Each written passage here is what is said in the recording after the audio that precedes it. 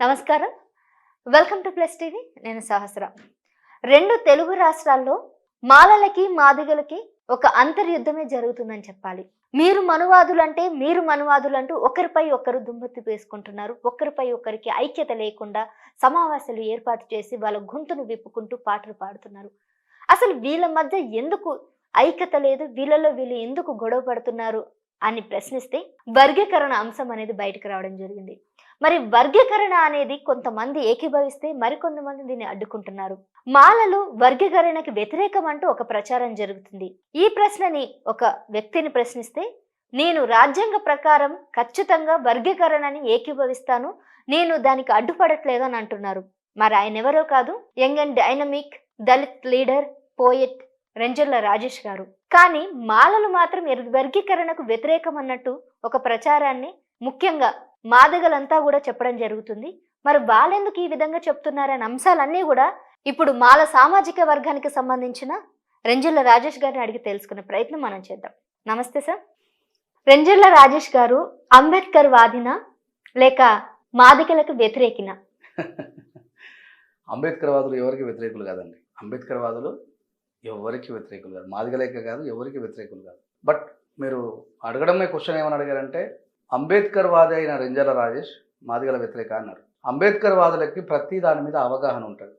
అంబేద్కర్ వాదులకి ప్రతి సమస్యకి సొల్యూషన్ ఎట్లా వెతుక్కోవాలో ఆ తెలివి ఉంటుంది. సో 30 సంవత్సరాల చరిత్రలో మాలలు మాదిగలు ఇద్దరు సైమల్టేనియస్గా పోరాటాన్ని కొనసాగిస్తూ, మాలల్లో కొద్దిమంది ఏబిసిడి వర్గీకరణ వద్దు, కలిసి ఉండడమే ముద్దు, మాదిగల్లో ఎంఆర్పిఎస్ బలంగా మాకు ఏబిసిడి వర్గీకరణే జరగాలి, మాలలే దుబ్బి తింటున్నారు అనే ఒక యుద్ధ ప్రాతిపాదికమైనటువంటి నినాదాలతో వీళ్ళిద్దరు వచ్చారు.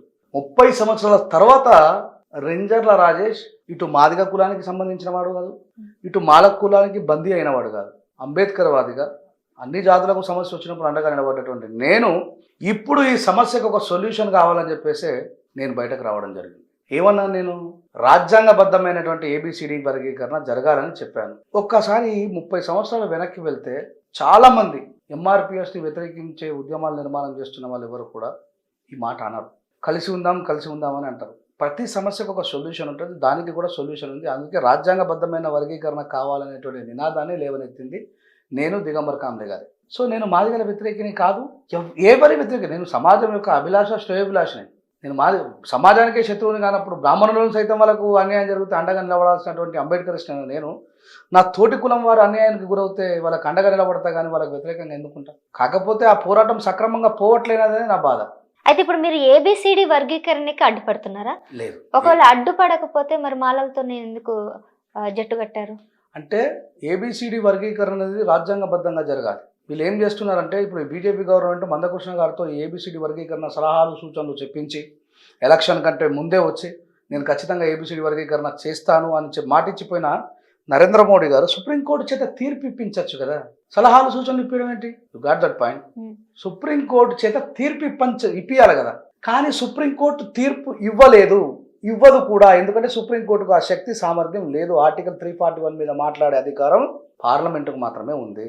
ఈ విషయం నరేంద్ర మోడీ గారికి తెలుసు కనుక ఆయన చాలా చాకచక్యంగా వీళ్ళ ఓట్లన్నీ, పాపం మా కృష్ణన్న కూలోడు కంటే ఎక్కువ పనిచేసిండు నరేంద్ర మోడీ గారి ప్రభుత్వాన్ని నిలబెట్టడం కోసం. అటు కర్ణాటకకు పోయి కర్ణాటకలో బీజేపీకి ఓట్లు వేయాలని చెప్పి చెప్పిండు, ఇటు తెలంగాణలో బీజేపీకి ఓట్లు వేయించిండు, అటు ఆంధ్రాలో బీజేపీకి ఓట్లు వేయించిండు. ఈయన శ్రమని చాలా అద్భుతంగా ఉపయోగించుకున్నటువంటి చాలా చాకచక్యమైన దిమాకున్న వ్యక్తి మన ప్రైమ్ మినిస్టర్ నరేంద్ర మోడీ గారు. ఒక చిన్న ఎగ్జాంపుల్ చెప్తాను నేను. చెప్పండి.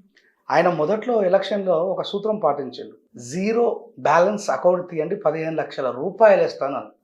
జన్ ధన్ యోజన. దేశంలో ప్రతి ఒక్కరికి 15 లక్షలు వేస్తానని గట్టిగా హామీ ఇచ్చారు. ఎన్ని కోట్ల మందినండి? 120 కోట్ల మందిని మోసం చేశాడా లేదా? అలాంటి మోసగాడితో ఈయన ఎట్లా జట్టుపడతాడండి? ఒక్కసారి మీరు ఆలోచించండి. 120 కోట్ల జనాభాని మొదటి ప్రైమ్ మినిస్టర్ కావడానికంటే ముందు మోసం చేసిన వ్యక్తి మూడో ప్రైమ్ మినిస్టర్ కావడానికి మా మందకృష్ణని ఉపయోగించుకొని రాజ్యాంగ విరుద్ధమైన ఏబిసిడి వర్గీకరణ చేస్తాడంటే ఈయన ఎట్లా నమ్ముతాడు? ఆయన ఎట్లా చేస్తాడు? అందుకే నేను చెప్తున్నా, సుప్రీంకోర్టుతో నీకు అంత శక్తి ఉంటే తీర్పు ఇప్పించాలి కదా. సలహాలు సూచనలు ఇప్పించి మాకు మధ్యలో కొట్లాట పెట్టి ఇక్కడ బలమైన అంబేద్కర్ వాదాన్ని కూల్చడమే నరేంద్ర మోడీ గారి యొక్క లక్ష్యము. నేనైతే నవ్వుకుంటా చాలా.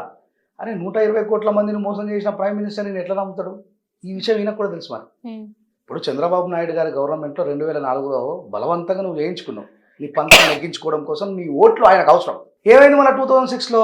ఇప్పుడు మాదిగల్లో ఉన్న మేధావులు కూడా మాట్లాడాలి ఈ సందర్భంలో. కోరే నాయన అది తీర్పు కాదురా, అవి సలహాలు సూచనలు మాత్రమే ఇచ్చిండు, ఆ సలహాలు సూచనలు పనికిరావు.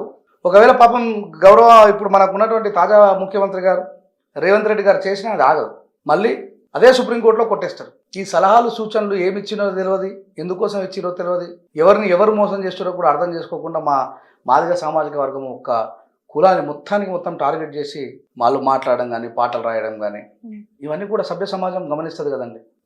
గమనించదా? మందకృష్ణన్న పర్ఫెక్ట్గా ఆయన దుకాణాన్ని నిర్విరామంగా ఎక్కడ ఆగిపోకుండా కొనసాగించడమే ఆయన యొక్క లక్ష్యము. ఆయన నిజంగా మాదిగలని బాగుపరుస్తాడనే నమ్మకం నాకైతే లేదు. మీరు అంత కరకండిగా ఆయన మాదిగలకు అన్యాయం చేస్తారని ఎట్లా చెప్పగలుగుతున్నారు? ఇప్పుడు మరి అదే కదండి చేసేది. ఇప్పుడు రీసెంట్గా మొన్న ఇంకొక ఆయన ఏమని, ఇప్పుడు మన రేవంత్ రెడ్డి గారి గవర్నమెంట్ ఒక కమిషన్ వేసింది. ఆ కమిషన్లో విశారదన్ మహారాజ్ గారు సేమ్ మాదిగలలో ఇంకో కమ్యూనిటీకి నాయకత్వం వహిస్తున్న వ్యక్తి పోయి ఏమని మెమోరండం ఇచ్చిండు? ఉపకులాలకి మేము అండగా ఉన్నాం. మాలలు మాదిగలతో సహా 57 ఉపకులాలు ఇంకో కులమైన మాదిగల్ని వదిలేసి ఈ 57 కులాల మరియు మాదిగల రిజర్వేషన్ అంతా కూడా దొబ్బి తింటున్నది మాలలని మాట్లాడుతున్నారు కదా. వీళ్ళ రిప్రజెంటేషన్ ఎట్లా ఉండాలి? ఎస్, మాలలు కొద్దిసేపటికి మీరు అనుకున్నట్టుగా దుర్మార్గులైతే మీ లోపల ఉన్న త్యాగ గుణం ఏమిటి? మాలలకు 4% రిజర్వేషన్ ఇవ్వాలట, మాదిగలకు 10% రిజర్వేషన్ ఇవ్వాలట, 57 ఉపకులాలకు కేవలం 1% రిజర్వేషన్ మాత్రమే ఇవ్వాలట. ఈ 15%లను మళ్ళీ డివైడ్ చేసుకుంటూ అడుగుతున్నారు. అదే కదా ఏబిసిడి వర్గీకరణ అంటే. ఇప్పుడు ఇక్కడ ఉపకులాలకి నాయకత్వం వహిస్తున్న వాళ్ళమని చెప్పేసి బయట ప్రచారం చేసుకుంటారు కదా, మాలలు ద్రోహులు, దొంగలు, సైకోలు, దోపిడిదారులను మాట్లాడుతూ. మరి మీలో ఉన్నటువంటి న్యాయం ఏంటి? నువ్వు 1% ఎట్లా ఇవ్వమంటావు 57 కులాలకి? అంటే నీ లోపల అంబేద్కర్ భావజాలం ఉంటే వాళ్ళని ముందర పెట్టి వాళ్ళకి కదా ఎక్కువ ఇవ్వాల్సింది. యూ పీపుల్ ఆర్, మీరు మల్టీ రిజర్వేషన్ అనుభవించారు. మాలలు మాదిగలు మల్టీ టైమ్స్ రిజర్వేషన్ అనుభవించారు. మీరు అన్ని రకాల రాజకీయ ఉపాధి అన్ని రకాలు అనుభవించిన మీరు వాళ్ళ కోసం ఎక్కువగా కొట్లాడితే కదా మీరు నిజమైనటువంటి సామాజిక న్యాయం పాటించినట్టు. ఈయననేమో ఉపకులాలని నాతోనే ఉన్నాయంటాడు. వాళ్ళు మా కృష్ణన్న ఎవరి వాటా ఏందనేటువంటి విషయం తేల్చడు. ఈయనకు తెలుసు ఒకవేళ రేవంత్ రెడ్డి గారు బలవంతంగా చేసిన, ఎందుకంటే రాష్ట్రానికి ఇప్పుడు ఒకసారి మనం ఒకటి చేతిలో మోసపోతే అది అవతలడు టాలెంట్, రెండోసారి మోసపోతే అది మన మూర్ఖత్వం కదా. సేమ్ నీకు ఏదైతే ఆంధ్రప్రదేశ్ రాష్ట్రం ఉమ్మడి రాష్ట్రంలో జరిగిందో ఇప్పుడు మళ్ళీ అదే చేస్తున్నాం. నేను ఏమని చెప్పిన మందకృష్ణ, దయచేసి నరేంద్ర మోడీ గారు మిమ్మల్ని చాలా ఇష్టపడుతున్నారు, హక్ చేసుకున్నారు, మిమ్మల్ని కౌగిలించుకున్నారు, మీ వీపు మీద చేయి పెట్టి రాకి బాధపడక కృష్ణ నేను ఉన్నా అని చెప్పారు కదా. పార్లమెంట్లో బిల్ చేయించుకోమంటున్నాం. పార్లమెంట్లో బిల్ చేయించుకుంటే పార్లమెంట్లో బిల్లు కానివ్వరు. ఎవరు కానివ్వరు? మాలలు కాదు, మాదిగలు కానివ్వరు. ఎస్, ఉత్తరప్రదేశ్ మాదిగలు, బీహార్, మధ్యప్రదేశ్ వీళ్ళే ముందు పిల్లేస్తారు. మరి అయిపోయి ఈ విషయాన్ని ఈయన మాట్లాడాడు. ఈ విషయం మా మాదిగ సామాజిక వర్గాలకు తెలియదు. ఇక్కడ ఉద్దేశం ఏంటంటే, సార్ ఒకప్పుడు మాదిగ మాల అన్నదమ్ముల్లాగా ఒక సోదర భావంతో ఉన్నవాళ్ళు ఇప్పుడు ఎందుకు ఇలా ఫైట్, అంటే ఒకరికొకరు దుమ్మెత్తి పోసుకుంటున్నారు? మేమైతే ఎక్కడ దుమ్మెత్తిపోయలేదండి. నేను క్లియర్గా నేను యాజ్ ఎ రెంజర్ల రాజేష్గా నేను రాసిన పాటలలో ఆ సమాజాన్ని నేను తులనాడలేదు, వాళ్ళని ఎక్కడ కూడా దూషించలేదు. నేను ఎక్కడ ఇంతసేపు మాట్లాడుతున్న ఇంతసేపు మీతో మాట్లాడిన మా మందకృష్ణ అన్నానే అన్న తప్ప మందకృష్ణ అనే ఏకవచనాన్ని ఉపయోగించిన అవతలలో ఏమైనా మాట్లాడచ్చు, దానికి వాళ్ళు రెస్పాన్సిబిలిటీ. నేను మాట్లాడుతున్న ప్రతి మాటకు నేను కట్టుబడి ఉన్నా. నేను అన్పార్లమెంటరీ లాంగ్వేజ్ ఉపయోగించుకోదలుచుకోలేదు, ఎందుకంటే నేను కాన్స్టిట్యూషన్ బద్దుని, నేను రాజ్యాంగం యొక్క బద్దుని కాబట్టి దానికి కట్టుబడి ఉంటాయి కాబట్టి అట్లనే మాట్లాడతాను. 1,00,000 డప్పులు 1000 గొంతుల కార్యక్రమంకి నేను కూడా ప్రెస్ మీట్కి వెళ్ళడం జరిగింది. అక్కడ మాదిగ సోదరులందరితో కూడా మాట్లాడడం జరిగింది. వాళ్ళందరూ కూడా మీ సామాజిక వర్గానికి కొద్దిగా వ్యతిరేకతగా మాట్లాడడం నేను చూశాను. అయితే నాకు అనిపించింది అసలు వీళ్ళకి ఎందుకు లోపల అంతర్యుద్ధం జరుగుతుంది అనే విషయం బయటపడింది. అంటే నాయకుడి యొక్క చాలా మంది అవతల వైపు మాట్లాడుతూ ఏమంటారంటే 7 లక్షల మందితో జరిగిన సింహగర్జన అసలు అది మేము పట్టించుకోం, మా ముంగట అది అసలు ఏం కానే కాదు. ఇవన్నీ కూడా వాళ్ళు అంతర్గతంగా భయపడుతున్నారు అనేటువంటి విషయాన్ని తెలియజేస్తున్నాయి వాళ్ళ ఫేస్ల మీద. రేపు 1,00,000 డప్పులు 1000 గొంతులు ఎవరండి చేసేది? మాదిగ సామాజిక వర్గం, దళితులలో ఒక వర్గమే కదా, మా అన్నదమ్ములే కదా. మేము స్వాగతిస్తామండి, మేము స్వాగతిస్తాం. మా దళితుల్లో మా అన్నదమ్ములు చేస్తున్న కార్యక్రమాన్ని నేను ముందుగానే ఆల్ ది బెస్ట్ చెప్తున్నాను. మీరు ఎందుకు వెళ్ళలేదు మరి ఆ రోజు? ఎందుకు రాలేదు మీరు ఆ రోజు? నేను ఇప్పుడు విషయం ఏంటంటే రాజ్యాంగం ధ్వంసానికి వాళ్ళు నిలబడ్డారు, రాజ్యాంగం రక్షణ కోసం నేను నిలబడ్డా. మళ్ళీ చెప్తున్నా, రాజ్యాంగం వాళ్ళకి తెలియకుండానే అది ధ్వంసం వైపు నిలబడ్డారు వాళ్ళు. మా మందకృష్ణ చేసినటువంటి మెరాకిల్ లాజిక్, మాలల్లో ఉన్నటువంటి కొద్దిమంది తెలివి తక్కువతనం, మాదిగల మీద దూషణ చేయడం, వ్యక్తిగతంగా వాళ్ళని తిట్టడం వల్ల ఏమైపోయిందంటే మా నాయకుడు ఇక మందకృష్ణ ఇంకా వేరేలు ఎవరు లేరు అనేటువంటి దాంతో వాళ్ళందరూ ఒక జావలకు పోయింది. మందకృష్ణ మాదిగన్న లాంటి 100 మంది మందకృష్ణాలు పుట్టిన భారత రాజ్యాంగాన్ని ధ్వంసం చేయలేరు. ఆర్టికల్ 341ను కూడా ధ్వంసం చేయలేరు. ఏబిసిడి వర్గీకరణ ఆయన లాంటి ఇంకా 100 మంది పుట్టినా జరగదు జరగదు జరగదు. ఆయన కంటే శక్తివంతమైన వ్యక్తులు ఉత్తరప్రదేశ్లో, మధ్యప్రదేశ్లో, బీహార్లో ఉన్నారు. ఈ విషయాన్ని ఆయన నోట్లో నుంచి ఎప్పుడూ మాట్లాడారు. కానీ ఏబిసిడి వర్గీకరణ ఎలా అయినా చేస్తా అని చెప్పేసి ఆయన ముందుకు రావడం ఇదే జరుగుతుంది. క్లిప్ ఒకవేళ జరిగిన ఈ క్లిప్ ని మళ్ళీ ప్లే చేయండి మీరు. ఏబిసిడి వర్గీకరణ జరిగి నా సోదరులు సంబరాలు చేసుకున్న ఉత్తరప్రదేశ్, బీహార్ మాదిగలతో పాటు రాజ్యాంగాన్ని రక్షించే ఆలోచన పరులందరూ కూడా ఇది రాజ్యాంగానికి వ్యతిరేకంగా జరిగింది కాబట్టి మళ్ళీ బంద్ చేయిస్తారు. మా కృష్ణన్న ఎత్తుకున్న నినాదమే సక్రమమైంది కాదు, ఆయన నిర్మాణం చేసిన ఉద్యమమే సక్రమైంది కాదు, అది డిస్క్రిమినేషన్ చేసేది. అంబేద్కరిజం ఎప్పుడు కూడా డిస్క్రిమినేట్ చేయదు, డిస్ట్రాయ్ చేయదు, విడగొట్టదు. అంబేద్కరిజం అంటే కలుపుతుంది. ఏబిసిడి వర్గీకరణ బీసీలలో జరిగింది, ఎస్సీలలో జరిగితే తప్పేంటని చాలా మంది మాట్లాడుతున్నారు. మీ దాంట్లో నేను చూసాను మీరు అడుగుతున్నప్పుడు. బీసీలకు అంటరానితనం లేదండి, ఎస్సీలకు అంటరానితనం ఉంది. అంటరానితన నిర్మూలన వన్ ఆఫ్ ది గ్రేటెస్ట్ బలమైనటువంటి చట్టంలో అది ఒక భాగము. మా అంటరాని నిర్మూలన కోసం వచ్చింది కానీ బువ్వ కోసం రాలేదు. ఆర్టికల్ 341 ఆర్టికల్ 341 మనుషులలో సమానత్వాన్ని పెంపొందించడం కోసం వచ్చింది. అందుకే చదువుకోమని చెప్తా. ఈ మాట అంటే కూడా బాధనే మా వాళ్ళు. ఆహా నీకు చదువు వస్తుంది మాకు చదువు రాదని. మంచి ఎవరు చెప్పినా మంచిగా స్వీకరించాల్సిందే. మాయావతి గారి మీద పాట రాయమనండి, మాలల మీద రాస్తున్నారు కదా. బీహార్ మాదిగల మీద రాయమండి, మధ్యప్రదేశ్ మాదిగల మీద రాయమనండి. వీళ్ళకు దమ్ముంటే ఈ రోజు మాట్లాడుతున్న నా సహోదరులు అర్ధజ్ఞానులు అని అంటున్నా. మళ్ళీ చెప్తున్నా, ఓపెన్ గా మాట్లాడుతున్నారు ఇప్పుడు వాళ్ళ గురించి. ఎస్, అర్ధజ్ఞానులు. నేనేమంటున్నా, వాళ్ళతో పాటు నేను కూడా వస్తా అంటున్నా. నేను మాట్లాడిపోయి ఎక్కడో పారిపోయి రూమ్లో తలపెట్టుకొని ఫోన్ స్విచ్ ఆఫ్ చేసుకొని బంద్ చేసుకుంటా అంటలే. అర్ధజ్ఞానంలో ఉన్నటువంటి నా సోదరులని నరేంద్ర మోడీ గారి దగ్గరికి పోదాం, మాలోడిగా నేను కూడా వస్తా. మనం అందరం కలిసి మోడీ గారి ఆఫీస్లో కూర్చొని మోడీ గారికి అత్యంత ఇష్టమైన ప్రియ శిష్యుడు యోగి ఆదిత్యనాథ్ గారి రాష్ట్రంలో బీజేపీ పాలిత ప్రాంతమే కదా, ఈ కాంగ్రెస్లో లేదు. ఇక్కడ రేవంత్ రెడ్డి గారు చేస్తారా చెయ్యరా, అది ఏం జరుగుతుంది ఏంది అనేటువంటి భయం ఉంది కదా. అందరికందరం కలిసి బీజేపీ వాళ్ళ ఆఫీస్లోకి పోయి మోడీ గారిని పట్టుకొని, ఆయనని హోమ్ మినిస్టర్ని పట్టుకొని యోగి ఆదిత్యనాథ్ గారి రాష్ట్రమైన ఉత్తరప్రదేశ్కు పోయి ఏబిసిడి వర్గీకరణ చేయండి మీకు దమ్ముంటే. మాయావతి అక్క చెప్పులతో కొడుతుంది. నేను వెనకాల నిలబడతా, ఎందుకంటే ఆ చెప్పు దెబ్బలు నేను వాడతాను. నేను చెప్తా అక్క నాకు సంబంధించింది కాదు అక్క, వీళ్ళు రమ్మంటే వచ్చినా అని చెప్తా. అప్పుడు అర్థమవుతుంది మా వాళ్ళకి, ఓహో దీని వెనకాల ఇంత ఉందా. మేము కేవలం మేము తెలంగాణ ఆంధ్రాలో ఉన్న మాలలో తిడుతున్నాం కానీ అసలు రహస్యం ఇదా, అసలు ఆర్టికల్ 341 డిస్ట్రాయ్ కాకుండా కాపాడేది మాదిగలేనా అనే విషయం వాళ్ళకి అర్థమవుతుంది. ఈ విషయం ఆయన చెప్పడు, మేము చెప్తే ఆ కోపంలో ఆయనకైతే తెలుసు అసలు విషయం 100% తెలుసండి. ఈయన 30 సంవత్సరాల నుంచి మాలలో తిట్టిండు, అలా బిడ్డను తీసుకుపోయి మాలలో పిల్లాడికి ఇచ్చి లగ్గం చేసిండు. కానీ ఒక స్టేట్మెంట్ అయితే ఇవ్వడం జరిగిందండి. ఆయన ఏమన్నారంటే, మందకృష్ణ మాదిగ గారు మా పిల్లని మీ ఇంటికి ఇయ్యం, మీ పిల్లని మా ఇంటికి తెచ్చుకోమని అన్నారు. మరి అలాంటిది ఆయన ఎలా చేస్తాడు? చూడండి, ఇదే మా మాదిగ సమాజానికి తెలియని విషయం ఏంటంటే, ఈయన 30 సంవత్సరాలు మాలల మీద వ్యతిరేకంతోనే ఉద్యమాన్ని నిర్మాణం చేసిండు. మాలలు దోసుకున్నారు, మాలలు దొబ్బి తిన్నారు, మాలల వల్లే మనం ఇంత ఆర్థిక హీనతకు గురైనాం. మాలలు మంచోళ్ళే కాదు. ఖమ్మం జిల్లా మదిరాలోనైతే ఒక స్టేట్మెంట్ ఇచ్చిండట, నాకు తెలియదు, నేను అప్పుడు ఉద్యమాల్లో లేను, మా వాళ్ళు చెప్తుంటే విన్నా. పక్క నుండి నల్లతాచు ప్రాంబోయిన వదిలేయను కానీ మాలోడు పోతే వదిలేయకండి. ఇంత భయంకరమైన స్టేట్మెంట్ ఇచ్చిన మందకృష్ణ అన్న, నిజంగా మాలలకు అంత అహంకారం ఉంటే, నిజంగా మాలలకు మాదిగల్ని ముట్టుకోవడం ఇష్టం లేకపోతే, వాళ్ళతో కలిసి ఉండడం ఇష్టం లేకపోతే, మరి నీ అల్లుడు ఒక మాలైన నీ కూతురుని ఎట్లా పెళ్లి చేసుకున్నాడు? మరి నీ ఇంట్లోనే ఉంది కదా అన్న సమన్యాయం, నీ ఇంట్లోనే ఉంది కదా. నువ్వు మమ్మల్ని 30 సంవత్సరాల నుంచి అన్నావు, ఆఖరికి నీ అల్లుడు మాలలో పిల్లవాడు నీ కూతురు చేసుకుని అక్కడ నీకు నిర్లజ్జగా సాక్ష్యంగా నిలబడ్డాడు కదా. ఇప్పుడు ఇంత మాట్లాడుతారు వీళ్ళు. అంటే కొద్దిమంది తెలిసి తెలియక మాట్లాడుతూ ఏమంటారంటే, మాలోల పిల్లలు మాకు ఇస్తారా అని అంటారు కదా. ఈ ఆంథ్రోపాలజికల్ సిస్టమ్ ప్రకారం ఈ దేశంలో కులం అనేది ఒక బలమైన వ్యవస్థగా నిర్మాణమైంది. ఈ దేశం యొక్క బ్రాహ్మణ్య వ్యవస్థ కులం పైననే పునాదులు వేసుకొని నిలబడి ఉన్నది. మీరు రేపు పొద్దుగల ఉస్మానియా యూనివర్సిటీ సాక్షిగా మాదిగ పిల్లలందరికీ ఒక కళ్యాణ వేదిక పెట్టి దక్కలకు చిందోలకు మా పిల్లల్ని ఇస్తామని చెప్పి ప్రకటించండి. అప్పుడు తెలుస్తుంది మీకు నిజంగా ఈ అహంకారం ఉందా లేదా. మాలోడికి అహంకారం ఉన్నది వాస్తవమే, నేనే ఒప్పుకుంటున్నా. వాడి పిల్లని మీ అబ్బాయిలకు ఇస్తలేడు కదా. మీరు నిజంగా సహృదయం ఉన్నోళ్ళైతే, మీకు సమన్యాయం అయితే మీ పిల్లల కళ్యాణ వేదిక పెట్టి మీ కింది కులమైనటువంటి దక్కలోళ్ళకి ఇస్తామని ప్రకటించండి చూద్దాం. అంటే ఇప్పుడు ఈ మనువాదేవుడు మా మాల పిల్లల్ని చాలా మంది మాదిగ అబ్బాయిలు పెళ్లి చేసుకున్నాం, మేమే దగ్గర నుంచి చేసినామండి సాక్షి సంతకాలు పెట్టి. మాకు ఈ దేశంలో కులం నాశనం అయిపోవాలని ఉన్నది. నువ్వు 1,00,000 మందిని పట్టుకొని ఎటు తీసుకుపోతున్నావు? 3,000 సంవత్సరాలు వెనక్కి తీసుకుపోతున్నావు నా సహోదరులకు. అంబేద్కర్ చెప్పులు కుట్టడం మానేసి, దప్పులు కొట్టడం మానేసి ముందు ప్రయాణం చేయరు అని చెప్పి అంటే, ఇదే విశారదన్ మహారాజు కూడా చెప్పులు కుట్టడం బంద్ చేయరు, దప్పులు కొట్టడం బంద్ చేయరు. ఆర్ఎస్ ప్రవీణ్ కుమార్ గారు కూడా డప్పులు కొట్టే చేతులతో డాలర్లు సంపాదించండి, విద్యా వైపుకు పొండ్రి అంటే మందకృష్ణ అన్న వాళ్ళని ఇలా 1,00,000 మందిని తీసుకొని వచ్చి నువ్వు ఏం చెప్తున్నావు? 3,000 సంవత్సరాల కింద బ్రాహ్మణీయ వ్యవస్థ మనకిచ్చిన భావాజాలం కులం అనేటువంటి దాన్ని తీసుకొని వచ్చి మళ్ళీ నువ్వు డప్పులు కొట్టిస్తున్నావు అంటే నువ్వు నీ సమాజాన్ని వెనక్కి తీసుకుపోతున్నావు, ముందరకు తీసుకొస్తున్నావు.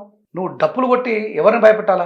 మనువాద వ్యవస్థని భయపెట్టాలా? నిన్ను అంటరాని వాటిని చేసినామని భయపెట్టాలా? తోటలను భయపెడతా నిన్ను ఎవరి మీద అంటే అసలు ఆయన ఏది మాట్లాడుతుండో, ఆయన కింద ఉన్నటువంటి వాళ్ళు ఎవరు ఏది మాట్లాడుతుందో నాకే అర్థమవుతుంది. విధ్వంసానికి దారి తీస్తే ఏమవుతుంది మీకు తెలుసు, మాకు తెలుసు. మనం కొట్టుకొని చచ్చిపోతే మాకు ఆలోచన లేదండి. నేను యాజ్ అంబేద్కరేట్గా ఒక మాలగా కూడా, మాల సమాజం ఎప్పుడు కూడా మాదిగ వాళ్ళ నాశనం కావాలని కోరుకునేది కాదు. అట్లాంటి మాలోడే కాదు.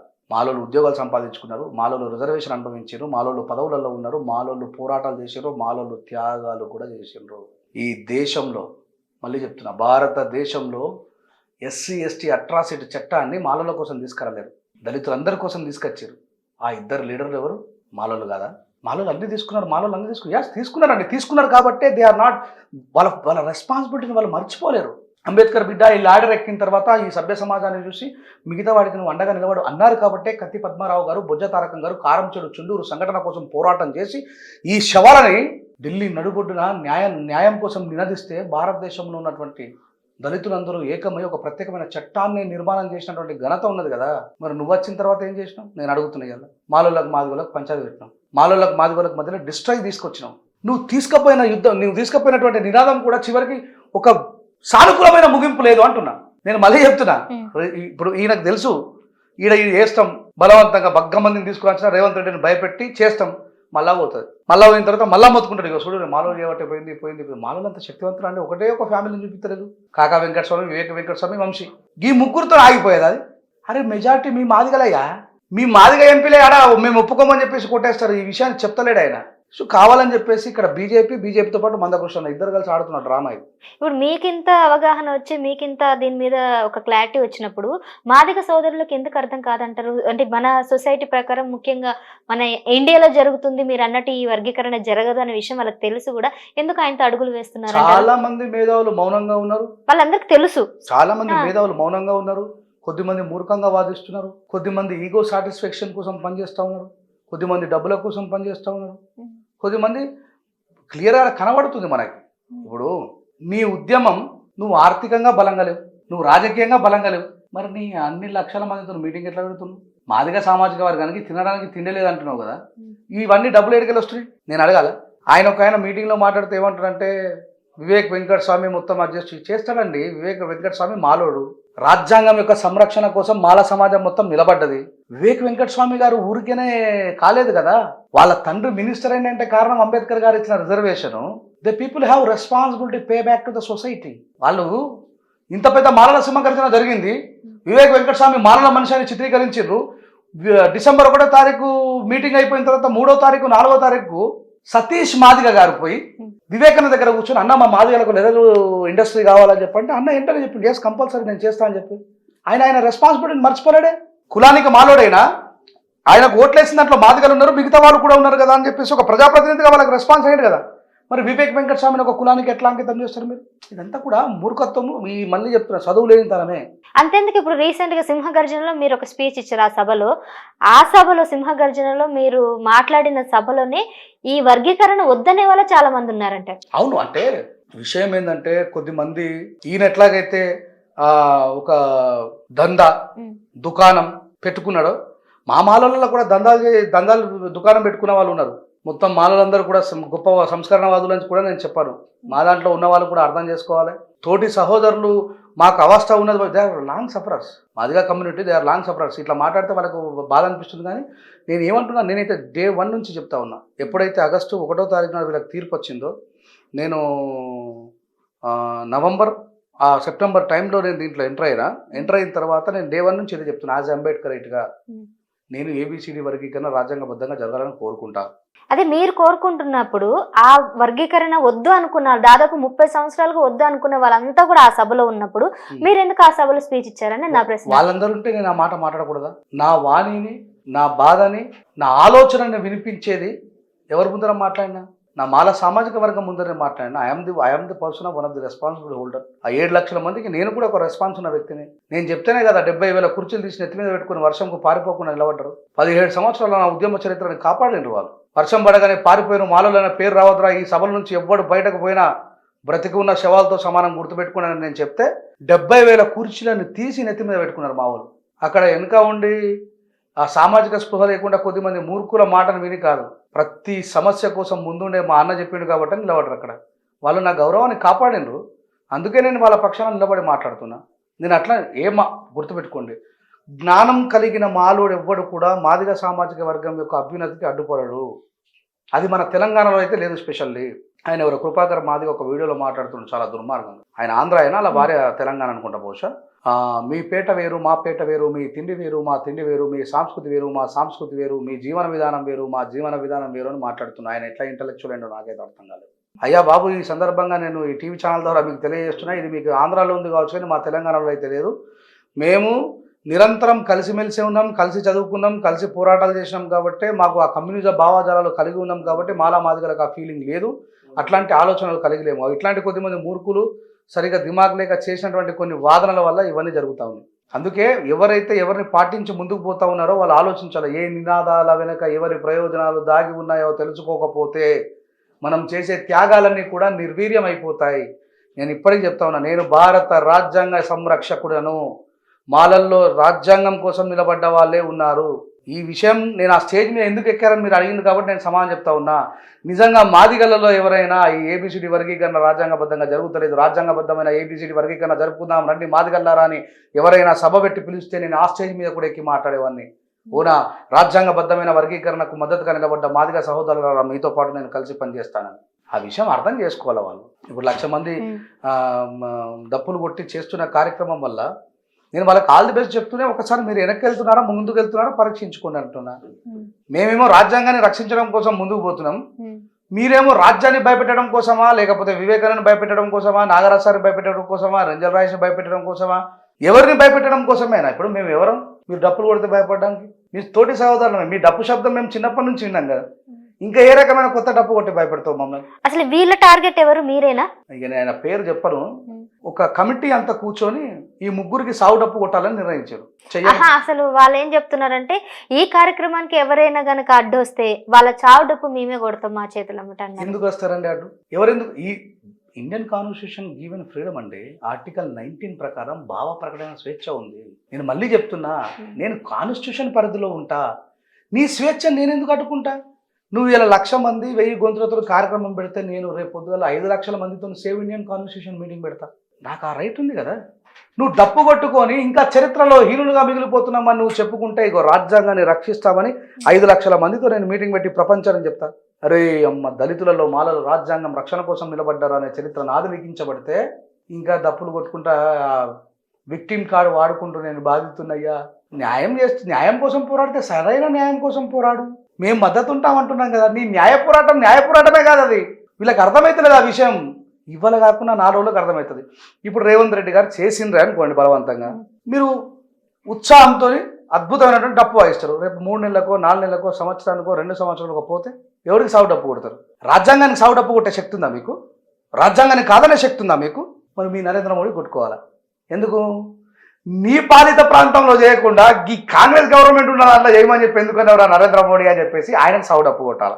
నరేంద్ర మోడీ గారికి కొట్టాల్సిందే. నరేంద్ర మోడీ గారు 120 కోట్ల జనాభాని మోసం చేసేటువంటి మోసగాడు. మళ్ళీ చెప్తున్నా, మీడియా సాక్షిగా, పార్లమెంటు సాక్షిగా, ప్రజల సాక్షిగా మీరు 0 అకౌంట్ తీయండి అని చెప్పిన ఆయన 15 లక్షలు వేస్తానని ప్రజాస్వామ్యం ముందర చెప్పిన మాట నిజమా కాదా? ఇప్పటివరకు వేసాడా? మొదటి ప్రధానమంత్రి కంటే ముందు ఇచ్చిన హామీ ఇప్పుడు 3వ ప్రధానమంత్రి అయినా వేసాడా? 120 కోట్ల మందినే మోసం చేసినటువంటి ఆయన ఈ 50 లక్షల మందిని 60 లక్షల మందిని మోసం చేయడం ఎంతండి? నేనైతే నవ్వుకున్నా. మా అన్న ఎట్లా నమ్ముతున్నావు, మా అన్న వెనకాల ఉన్నావు, వీళ్ళు ఎట్లా నమ్ముతున్నావు కూడా నాకు అర్థమవుతలేదు. అయితే మీరు రెంజల్ల రాజేష్ గారు మీ కమ్యూనిటీకి అండగా ఉంటున్నారని పదే పదే చెప్తున్నారు. అయితే మీ మాల ఉపకులాలకి నిజంగానే మీరు అండగా ఉన్నారని మీకు అనిపిస్తుందా? అసలు మాలలో ఉపకులాలు ఉన్నాయండి. దే ఆర్ నాట్, వాళ్ళు సబ్ క్యాస్ట్ కాదు, విత్ ఇన్ ద క్యాస్ట్. ఇప్పుడు నేను తలారిని అంటే కాటికాపరి. మనుషులు చనిపోతే కాళ్ళ పెట్టే వృత్తి. అది మా తాతల నుంచి మేము చేయలేమనుకోండి, కానీ మేము we are belongs to that category. మాలలు చారిత్రలో ఒక సైమల్టేనియస్ కల్చర్ని సృష్టించుకున్న వాళ్ళు. ఈ దళితులకి, అంటరాని వాళ్ళకి వైద్యం చేయడానికి వేరే వాళ్ళు మమ్మల్ని ముట్టుకోకపోతే మా ద్యావతోళ్ళు, పంబాల వాళ్ళు వైద్య వృత్తిని ఎంచుకున్నారు. మాకు బట్టలు నేయడానికి ఎవరు ముందుకు రాకపోతే మా నేతకాని అన్నలు, మా మాలులే బట్టలు నేసిండ్రు. మా వ్యవసాయం కోసం మా నీరటి వాళ్ళు నీరు వారించి చెరువుల నీళ్లతోనే మాకు వ్యవసాయం చేసి ఆహారాన్ని ఉత్పత్తి చేసేటువంటి ఒక సాధనంగా ఉపయోగపడ్డారు. ఇవన్నీ కూడా ఊరు సంరక్షణ కోసం సుంకరి వాళ్ళు, కావలి వాళ్ళు, ఇవన్నీ కూడా మాలలో మీరు ఈరోజు అంటున్నటువంటి ఎస్సీ 58 కులాలకి అండగా నిలబడి అల్టర్నేట్ కల్చర్ని సృష్టించినటువంటి ఘనత మాలది. వీళ్ళంతా కూడా వీళ్ళు ఏమంటారు, వాళ్ళని పంబాలోలని మాల ఉపకులం అంటారు, ద్యావతులని మాల ఉపకులం అంటారు, నీరటోళ్ళని మాల ఉపకులం అంటారు, తలారులని మాల ఉపకులం అంటారు. వాళ్ళంతా మాలోళ్ళే, కాకపోతే ఆయా వృత్తులు చేపట్టారు. ఇప్పుడు నేను మాలలో పిల్లగాని నీరటోళ్ళ అమ్మాయిని పెళ్లి చేసుకున్నా, మాది ఉపకులాలు కావు. నా భార్య వాళ్ళు ఇప్పుడు నీరటోళ్ళు అంటే మాది ఉపకులం కాదు. వీళ్ళ లోపల ఇప్పుడు మాదిగ లోపల ఉపకులాలు ఉన్నాయేమో, మాల లోపల ఉపకులాలు లేవు. మాలలతో కూడా ఇప్పుడు మహర్లు, ఆదిలాబాదు ప్రాంతంలో లక్షలాది మంది మహర్లు ఉంటారు. జరాల్ ఒకప్పుడు తెలంగాణ, హైదరాబాద్ ఒక దేశంగా ఉన్నప్పుడు అదంతా కూడా హైదరాబాద్కు దేశంలోనే ఉండేది. ఈ విషయం చాలామంది తెలియదు. ఔరంగాబాద్ వరకు హైదరాబాద్ దేశంలో వాళ్ళంతా కూడా తెలంగాణ వాళ్ళే. ఇప్పుడు కొత్తగా ఆడేవాడు వచ్చాడు మహారాష్ట్ర నుంచి, మరి అంబేద్కర్ మహారాష్ట్ర ఆయన రాష్ట్ర రిజర్వేషన్ ఎందుకు తీసుకోవాలి మనం? అట్లా ఉండాలి ఇక్కడ. భారతదేశంలో ఉన్న ప్రజలందరూ కూడా భారతీయులే కదా. ఇప్పుడు మాట్లాడుతున్నారు మా దాంట్లో దిగంబర్ కాంబ్లే గారిని పట్టుకుని ఆయన Maharashtra migrated is not a Telangana అని చెప్పి మాట్లాడుతూ ఉన్నారు. మరి మహారాష్ట్ర ఆయన బాబాసాహెబ్ అంబేద్కర్ రాసిన రిజర్వేషన్ మనం తీసుకోవద్దు కదా. తెలంగాణలోము, ఆంధ్రలోము, కేరళలోము, కర్ణాటకలోము, తమిళనాడులో ఎందుకు తీసుకోవాలి? అంటే వీళ్ళు రోజు రోజుకి రూట్గా దిగజారిపోతూ ఉన్నారు అనేది నా బాధనే. నేను ఆవేశంగా చెప్పట్లేదు. సభ్య సమాజం ముందర వీళ్ళు మాట్లాడుతున్న ప్రతి మాటకి రేపు పొద్దుగాల వీళ్ళే రెస్పాన్సిబిలిటీ వహించాల్సి వస్తుంది. మమ్మల్ని అన్నారు కదా మాలలు దోచుకొని తిన్నారు అని మిగతా సమాజం అందరు ముంగట ఒక విక్టిమ్ కార్డు పట్టుకొని మమ్మల్ని నేరస్తులు చేశారు కదా. మరి ఆ నేరస్తులకెళ్ళి నేను 17 సంవత్సరాలుగా అందరికీ చాలా పరిచయం ఉన్న వ్యక్తిని కదా, రంజాల రాజేష్ అనే పేరు. మరి నేనే బయటకు వచ్చి చెప్తున్నా కదా, నేను రాజ్యాంగబద్ధమైన ఏబిసిడి వర్గీకరణ కోసం మాదిగలతో కలిసి నడుస్తానని. ఏదో ఒక రోజు మందకృష్ణ వాళ్ళ ఇంటికి ఇంటర్వ్యూ పెడతానండి, ఇంటర్వ్యూ కాదు ప్రెస్ మీట్ పెడతానండి. హై చలో కాదు, నేనున్నా నీతో పాటు రాజ్యాంగబద్ధమైన ఏబిసిడి వర్గీకరణ చేద్దాం పారి.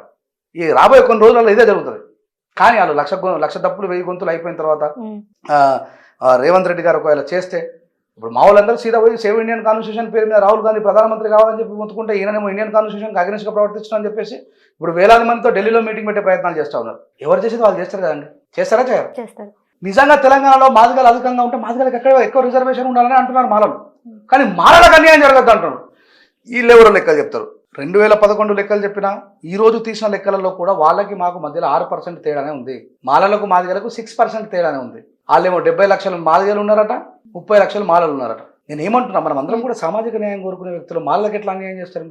నేనేమన్నా చెప్పనా, ఏబిసిడి వర్గీకరణ జరిగితే మల్టీ టైమ్స్ రిజర్వేషన్ అనుభవించిన వాళ్ళని చివరిలో పెడదాం, ఎక్కువ సార్లు రిజర్వేషన్ ఉపయోగించుకున్న వాళ్ళని అవకాశాలకు వెనక పెడదాం. మీ ఒపీనియన్ ప్రకారం ఎక్కువ సార్లు రిజర్వేషన్ తీసుకున్న వాళ్ళు ఎవరు, మాదిగలు అంటారా? ఇద్దరు ఉన్నారండి దాంట్లో, మాదిగలు ఉన్నారు, మాలలు ఉన్నారు. వాళ్ళని మాత్రం వెనక్కి మాల కేటగిరీలో వెనక పెడదాం. అసలు రిజర్వేషనే ఉపయోగించుకోకుండా ఇంకా పాపం ఊరు తిరిగి సంచార జాతులుగా బతుకుతున్న, బిచ్చం ఎత్తుకుని బతుకుతున్న వాళ్ళకి ఫస్ట్ అవకాశాలు ఇద్దాం. అది నిజమైన సామాజిక న్యాయం, అది నిజంగా అంబేద్కర్ వాళ్ళు. అది కేంద్ర ప్రభుత్వం ఒకవేళ చేయకపోతే రాష్ట్ర ప్రభుత్వం దగ్గర కూర్చొని మాలను మాదిగలు కలిసి సముచితంగా ఒక పెద్ద మీటింగ్ పెట్టుకొని మాదిగా ఉపకులాలతో ఒక మీటింగ్ పెట్టుకుని రేవంత్ రెడ్డి గారిని పిలిపించుకొని 15% ఉన్న రిజర్వేషన్ 20 చేసుకొని, తమిళనాడులో అదే జరిగింది, పంజాబ్లో అదే జరిగింది. అప్పుడు శాస్త్రీయబద్ధమైనటువంటి జనాభా లెక్కల దామాష ప్రకారం మల్టీ టైమ్స్ రిజర్వేషన్ అనుభవించిన వాళ్ళని చివరిలో పెట్టి, ఎందుకంటే వాళ్ళు మల్టీ టైమ్స్ రిజర్వేషన్ అనుభవించారు. ఒకటే ఇంట్లో ఐపీఎస్లు ఉన్నారు, ఐఆర్ఎస్లు ఉన్నారు, ఆర్డీఓలు ఉన్నారు, తహసీల్దార్లు ఉన్నారు. వాళ్ళకి ఆల్రెడీ అవకాశాలు ఉపయోగించుకున్నప్పుడు మనం వెనకాల పెడదాం. రిజర్వేషన్ అంటే ఏందో తెలియకుండా, ఇంకా సంచార జాతులుగా వాళ్ళకు పర్మనెంట్ అడ్రస్ లేకుండా ఉండి, ఆధార్ కార్డు కూడా లేకుండా, వాళ్ళు అసలు ఏ కులానికి సంబంధించినో తెలియకుండా ఉన్న వాళ్ళని తీసుకొని వచ్చి, అది నిజంగా చదువుకున్న వాళ్ళకి మనం చేయాల్సిన బాధ్యత. అంబేద్కర్ గారి పరిజ్ఞానం ఉన్నటువంటి వ్యక్తులుగా మనం చేయాల్సిన బాధ్యత. వాళ్ళని తీసుకొచ్చి ముందర పెడదాం. అట్లాంటి కోసమే కదా అంబేద్కర్ గారు 4 పిల్లల్ని చంపుకొని రాజ్యాంగం రాసింది. అది ఇడిసబెట్టి మనమే కొట్లాడి, ఈయనైతే నాకైతే నవ్వు వచ్చింది. ఆయన అంటే నాకు చాలా ఇష్టం ఉండేది. విశారదన్ మహారాజు గారు 10% రిజర్వేషన్ మాదిగలకు ఉండాలి, 4% మాలలకు ఉండాలి, 1% ఉపకులాలు. ఆయన ధర్మ సమాజ్ పార్టీ వ్యవస్థాపక అధ్యక్షుడు. దాంట్లో ధర్మమే లేదు. ఇది ఏమైనా ధర్మం నాకు అర్థం కాదు. ఇప్పుడు కింద కామెంట్ మా అన్నను ఎవ్వనని అంటామండి. అంబేద్కర్ గారి ముందర మనం ఏమీ కాము, ఆయన త్యాగం ముందర మనం ఏమీ కాము. రేపు నేను తప్పు చేసినా ప్రశ్నించమని చెప్తున్నా. అదే అంబేద్కరిజం. తప్పెవరు చేసినా 30 సంవత్సరాల నుంచి మా మందకృష్ణ పోరాటం చేసి నువ్వెంతరా బచ్చగా అంటే, నేను ఇప్పటి నుంచి మొదలు పెడితే 3 సంవత్సరాల బొంద పెడతాను. ఎంతసేపు మీకే ఉందా తెలివి, మీకే ఉందా పౌరుషం? నేను ముట్లే ఆ జాతిలా, ఎంతసేపు మాలల మీద వ్యతిరేకమైనటువంటి పోరాటాన్ని నిర్మాణం చేసావు. మాలలందరినీ మాదిగల మీద వ్యతిరేకంగా నిర్మాణం చేస్తే ఏం జరుగుతుంది? ప్రతి ఒక్కరు ఇదేమాట, నువ్వు బచ్చగాడివి, నువ్వు మాట్లాడతావు అంటే, బచ్చగాడు మాట్లాడినా ఎవడు మాట్లాడినా సత్యం సత్యమే. 30 సంవత్సరాల కింద మొదలైంది కదా మందకృష్ణ. ఇంకో 30 సంవత్సరాల తర్వాత నేను మాలోలేక నాయకత్వం వయసు మాదిగలు దొంగలు, ద్రోహులు, దోపిడిదారులు అని మాట్లాడుకుంటూ పోతే ఈ సమాజం కూడా ఏకమైతే. హేట్ థియరీకి ఆ శక్తి ఉంటుంది, వ్యతిరేకవాదానికి ఆ శక్తి ఉంటుంది. ఒక్క వర్గాన్ని మొత్తం ఏకతాటికి మీరు తీసుకొచ్చేది ఏమైతే మనం కత్తులు పట్టుకొని తుపాకులు పట్టుకొని కాల్చుకొని చచ్చిపోతాం. వీళ్ళందరూ తెలిసిన విషయం. ప్రజాశక్తులు జనశక్తులు ఆలాలే కాల్చుకొని చచ్చిపోయినట్టు. అందులో పాటలు మాటలు మాట్లాడుతున్న వాళ్ళకు కూడా తెలుసు ఇది ఏ రకమైన ఉపద్రవానికి దారితీస్తుంది. తెలిసి కూడా వాళ్ళు చేస్తూ ఉన్నారు. మేము భయపడం. మేము హుందాగా ఉంటాం, దర్జాగా ఉంటాం, కాన్స్టిట్యూషన్ బద్ధంగా ఉంటాం.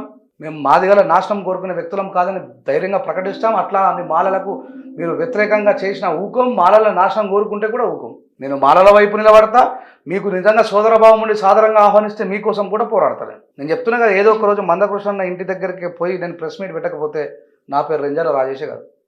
ఏ సందర్భం వస్తే ఇలాంటి ప్రెస్ మీట్ పెట్టాలనుకుంటున్నాను? 100%. ఇప్పుడు ఒకటి నేను ఇప్పటికీ దగ్గర 15 ఇంటర్వ్యూ కావచ్చు. ప్రతి ఇంటర్వ్యూలో అన్నా కృష్ణ నాకు దండం పెడతా, ఒకటి పార్లమెంట్ లో బిల్లు చేయి కాదు, కాకపోతే రేవంత్ రెడ్డి గారి దగ్గర మాలా మాదిగల ఇద్దరం కూర్చొని మొన్న మేము 7 లక్షల మందిని పెట్టినాం, నువ్వు 10 లక్షల మందితో మీటింగ్ పెట్టు. 17 లక్షల మంది ఒకటే జగాల మీటింగ్ పెట్టుకొని రేవంత్ రెడ్డి పిలిపించి 15% ఉన్న రిజర్వేషన్ ఎప్పుడో మా ముత్తాతలు ఉన్నప్పుడు ఇచ్చిన రిజర్వేషన్ అది. మా ముత్తాతలకు తాతలకు తండ్రులకు మాకు మా పిల్లలు పుట్టిరు. 6 జనరేషన్ల మంది మేము ఎప్పుడో 22% అయినాం. మా 15% 20% పెంచుకొని పంచుకుందాం అంటున్నా. రిప్లై లేదు ఇప్పటిదాకా. అడిగారా మీరు ఈ మాట? అడిగితే ఇది 15వ ఛానల్. మీ ఛానల్ ద్వారా కూడా మందకృష్ణ మరొకసారి దండం పెట్టి రిక్వెస్ట్ చేస్తున్నా, మాలా మాదిగలం కలిసి మీటింగ్ పెట్టుకుందాం. 15% శాతం ఉన్నదాన్ని 20% చేసుకొని పెంచుకొని పంచుకుందాం. లేదు ఇప్పుడు ఏబిసిడి వర్గీకరణ చేస్తానని రేవంత్ రెడ్డి అంటారు కదా, చెయ్యండి. బంద్ అయిన తర్వాత అయినా వాళ్ళ ఇంటికి పోతాం. మళ్ళీ చెప్తున్నా, ఏబిసిడి వర్గీకరణ జరిగినా బంద్ అవుతుంది. బంద్ అయినాకైనా పోతా వాళ్ళ ఇంటికి. ఇప్పటికైనా ఈ బంద్ అయ్యే ఉద్యమాన్ని బంద్ చేసి ముంగటున్న ఉద్యమానికి కొనసాగింపుగా నువ్వు ముందట నీ తమ్ముడుగా నేను అనుకుంటా అని చెప్పి ఖచ్చితంగా ప్రెస్ మీట్ పెడతా మందకృష్ణ ఇంటికాడ. ఇది జరిగి తీరుతుంది కూడా. రెంజల్ల గారు, ఈ 2 తెలుగు రాష్ట్రాల్లో మాలా మాదిగ మధ్య ఇంత గొడవ జరుగుతున్నప్పుడు పార్లమెంట్ సాక్షిగా అమిత్ షా గారు ఒక మాట అన్నారు, అన్నిసార్లు అంబేద్కర్ అనడం కన్నా దేవుడి పేరు తలిస్తే కనీసం పుణ్యమేన వస్తుంది అని అంటే, రాహుల్ గాంధీతో పాటు ఇతర నాయకులు ప్రముఖులంతా కూడా దాన్ని వ్యతిరేకిస్తున్న సందర్భంలో మీ కులానికి సంబంధించిన మీ మాల వ్యక్తి హమారా ప్రసాద్ గారు దేవుడి కన్నా అంబేద్కర్ అని గొప్పవాడా అన్నట్టు ఒక స్టేట్మెంట్ ఇచ్చారు. సో మీ కులానికి సంబంధించిన హమారా ప్రసాద్ గారు చెప్పినటువంటి ఈ స్టేట్మెంట్ కి మీ సమాధానం ఏంటి? అంబేద్కర్కు వ్యతిరేకంగా మాట్లాడేవాడు ఏ కులంలో ఉన్నా సరే, మీరు 2 సార్లు నొక్కి మరీ చెప్తున్నారు కదా, మీ మాల కులానికి చెందిన హమారా ప్రసాద్ అని. వాడు ఒక దొంగ, వాడు ఒక ద్రోహి. మళ్ళీ చెప్తున్నా, వాడిది మా నిజామాబాద్ జిల్లా. వాడు ఓ కొత్త వేషం వేసుకున్నాడు. వాళ్ళ నాయన అంబేద్కర్ గారు ఇచ్చిన రిజర్వేషన్ ఫలాలు అనుభవించి ఎస్ఐగా రిటైర్డ్ అవుతాడు. వీని విద్యాభ్యాసం అంతా కూడా నిజామాబాద్ జిల్లా సిఎస్ఐ క్యాథలిక్ వాళ్ళకి సంబంధించిన దాంట్లో వీని విద్యాభ్యాసం అవుతుంది. అసలు వీని హిందూ అని ఎట్లా యాక్సెప్ట్ చేస్తున్నారో నా హిందూ సహోదరులు నాకు అర్థమవుతుంది. వీడు ఒక క్రైస్తవుడు కదా, వీడు డబ్బుల కోసం హిందుత్వాన్ని ఎత్తుకున్నాడు అనే విషయాన్ని అర్థం చేసుకోకుండా అమిత్ షానే వదులుతలేమండి. మేము వదులుతున్నామా? నేను 125 అడుగుల అంబేద్కర్ గారి విగ్రహం దగ్గర నా ప్రజలారా రండి నిరసన తెలియజేద్దామంటే నన్ను ముందస్తు అరెస్ట్ చేసిండ్రు. అక్కడికి వచ్చిన మా వాళ్ళందరికీ కూడా భారీ బందోబస్తుతో పోలీసులని పెట్టి మా వాళ్ళందరికీ కూడా లిఫ్ట్ చేసిండ్రు. అమిత్ షానే వదలలేం. నేను ఎందుకంటున్నానంటే, అంబేద్కర్ దేవుడి కంటే గొప్పవాడా అని అడిగిన అమారా ప్రసాద్ అనే ఔలేగాడికి నేను సమాధానం చెప్తున్నా. మా తాతలకి మా తండ్రులకి గుడి లోపల దేవుడు ఎట్లా ఉంటాడో కూడా తెలియదండి. మేము మా జాతులు గుడి మెట్ల పైకి కూడా ఎక్కలేవు. దేవుడి విగ్రహం ఎట్లా ఉంటుందో ఒకసారి చూసి తరిద్దామని మా తాతలు తహతహలాడి చచ్చిపోయారు. కానీ ఆ గుడి లోపల ఉన్న దేవుణ్ణి చూసి మొక్కే అధికారాన్ని ఇప్పించింది అంబేద్కర్ గారు అండి. మాకు దేవుణ్ణి మొక్కే అర్హతను కూడా కలగజేసింది అంబేద్కర్ గారు. మాకు దేవుడు ఎట్లా ఉంటాడో తెలియదు. మా ముత్తాత దేవుణ్ణి చూడకుండా చచ్చిపోయాడు. మా తాత దేవుణ్ణి చూడకుండా చచ్చిపోయాడు. కానీ మా తండ్రి గుడి మెట్లు ఎక్కగలిగిండు అంటే కారణం మా బాబాసాహెబ్ అంబేద్కర్ గారి వల్లే. మేము దేవుని మొక్కుతాం, దేవుని మొక్కే అర్హతని కలగజేసిన అంబేద్కర్ గారిని మొక్కుతాం. ఇట్లాంటి ఊర కుక్కలకు ఖచ్చితంగా సన్మానం జరుగుతుంది. ఒక హిందువుగా చెప్తున్నా నేను, మీరు హిందువేనా? ఒక హిందువుగా చెప్తున్నా, మన హిందూ సాంప్రదాయ ప్రకారం ఒక కొత్త ఇంట్లోకి పోయేటప్పుడు గుమ్మడికాయని వలగొడతారు. అట్లా ఏ రోజు అని గుండు వలుగుతుందో పలుగుతుంది. అవసరమైతే ఖచ్చితంగా అది నా నాయకత్వంలోనే జరుగుతుంది. అంబేద్కర్ గారి కోసం 1000 సార్లు ఉరికంబానికి ఎక్కడానికి సిద్ధం, 1,00,000 సార్లు జైల్లో మగ్గడానికి సిద్ధం. ఒక్క రెంజాల రాజేష్ని తీసుకపోయి ఏదో చేసినంత మాత్రాన ఉద్యమం అవుతుంది తప్పు. అట్లాంటి అవలాగాళ్ళు ఈ సందర్భంగా చెప్తా ఉన్నా. మాల మాదిగ సహోదరులారా చూడండి, అట్లాంటోడు మాట్లాడే మాటలకు మనం సమాధానం చెప్పకపోతే, ఒకవేళ మాదిగ సహోదరులు ముందుకు రాకపోయినా మాలల్లారా గుర్తుపెట్టుకోండి, మన సహోదరు ఇంత అద్భుతంగా మీ మాల వ్యక్తి అన్నటువంటి కలుపు మొక్కని ఏం చేయాలో ఒక్కసారి మీరు మనసులో పెట్టుకోండి. అంబేద్కర్ గారి కోసం 100 సార్లు చావడానికైనా సిద్ధంగా ఉండాలి మనం. మన బాబాసాహెబ్ అంబేద్కర్ రాజ్యాంగం కోసం ఈ విషయంలో మాత్రం మనం వెనకడుగు వేయొద్దని చెప్పి మీ అందరినీ నేను కోరుతా ఉన్నా. ఈ విషయాన్ని మీరు మనసులో పెట్టుకోండి, దృష్టిలో పెట్టుకోండి. సో మీరు మాలల కోసం, మీ సామాజిక వర్గాని కోసం ఇంత ఫైట్ చేస్తున్నారు, ఇంత పోరాడుతున్నారు. సో మొన్న రీసెంట్ గా ఒకసారి పాట కూడా పాడారు మా కోసం. తప్పకుండా అండి. అంటే నా మిత్రుడు సహోదరుడు గూరెటి రమేష్ ఒక అద్భుతమైనటువంటి యుద్ధ గీతం రాస్తాడు. నడవరమాల నడుం కట్టరమాల, లేవరమాల నిద్దురలే పరమాల, పద అడుగులేస్తూ నడు ఉరకలేస్తూ సాగుతున్న సమయానికి సాయమవ్వగా, జరుగుతున్న పోరుకు నువ్వు సిద్ధమవ్వగా, నడవరమాల నడుం కట్టరమాల, లేవరమాల నిద్దరలే పరమాల, మాలలంత మనువాదులు అంటూ నిందలేస్తుంటే, వేలకేండు మా సొమ్మును దొబ్బి తిన్నరంటుంటే, చూస్తూ ఇన్నేళ్లుగా అబద్ధాల సమాధిపై నిజానంత పాతరేసి నిన్ను దోషిగా నిలబెడితే, సిగ్గుశరం లేకుండా ఇంట్లో వండుకుంటవేరా, నిజం చెప్పి మాట్లాడగా నిప్పు రవ్వలై లేస్తూ, నడవరమాల నడుం కట్టరమాల, లేవరమాల నిద్దరలే పరమాల, అరే పద అడుగులేస్తూ నడు ఉరకలేస్తూ. ఇట్లా వాళ్ళు చేసిన మాటల్ని పాటలుగా మలిచినామే తప్ప మాదిగ కులాన్ని కించపరచడం కోసము, మాదిగ నా సామాజిక వర్గాల నా అన్నదమ్ముల మనసుని గాయపరిచేటువంటి రచనలు మేము చెయ్యము. ఎందుకంటే మేము రాజ్యాంగబద్ధంగా జీవించే వాళ్ళము, మేము అంబేద్కర్ గారి వారసులు. ఒక మా కాసిమన్న మాట్లాడుతూ ఏమని చెప్తారంటే, మాదిగలే నిజమైన అంబేద్కర్ వారసులు. మరి కాసిమన్న అంబేద్కర్ వారసులు అయితే మిగతా సమాజం యొక్క గుండెలు గాయపరచరు. మరి అవతల వ్యక్తులు మరి ఎలాంటి పాటలు రాస్తూ మిగతా వాళ్ళని, సభ్య సమాజమే అన్నీ గమనిస్తూ ఉంటుంది, వాళ్ళంతా చూస్తూ ఉంటారు. మీరంతా కూడా ఇలాంటి వికృత చేష్టలు మానుకొని, నేనైతే మీకు క్లియర్గా చెప్పానండి, నేను మాదిగల వ్యతిరేకనైతే కాదు. రేపు పొద్దుగాల ఏబీసీ వర్గీకరణ జరిగి ఆగిపోయిన తర్వాత కూడా మళ్ళీ మా కృష్ణ దగ్గరికి పోయి ప్రెస్ మీట్ పెట్టానా, ఇది ఆగిపోయింది కదా, చాలా నిజమైన పోరాటానికి మనం ముందడుగేద్దాంపా. నిజంగా మాదిగల అభ్యున్నతి కోరుకునే వాళ్ళైతే మాలలు నాయనకి ఉంటారు, మాదిగలు మా అన్నం అనుకుంటారు. స్వార్థపరులు ఎట్లాగో వాళ్ళ స్వార్థం కోసం బతికే వాళ్ళు అక్కడ ఆగిపోతారు. సో ఇలాంటి ఒక శుభసూచికమైనటువంటి ఉద్యమానికి నాంది పలకాలని, దారి తీయాలని మనస్ఫూర్తిగా నేను కూడా కోరుకుంటున్నాను. తప్పకుండా సార్, మీరు ఏదైతే అనుకుంటున్నారో అది ఖచ్చితంగా జరగాలి. అండ్ ఇంకొకటి, మీకు కానీ మీ సామాజిక వర్గానికి, మాదిగ సమాజానికి ఉన్నటువంటి ఈ చిన్న గొడవలు, మనస్పర్ధలు అంతా కూడా పోయి, ఈ అంతర్యుద్ధం ఏదైతే జరుగుతుందంటే బయట బహిరంగంగా సమాజానికి ఒక ఆలోచన వచ్చింది అంటే, వీళ్ళకి ఐక్యత లేదు, కానీ వీళ్ళలో ఐక్యత లేదు, కానీ వీళ్ళు ఎప్పుడు చూసినా ఉద్యమాలు చేస్తారనే ఒక చిన్న స్టేట్మెంట్ అయితే పాస్ చేశారు కొంతమంది. సో అది కూడా తొలగిపోవాలని నేను కోరుకుంటున్నాను sir. Thank you so much.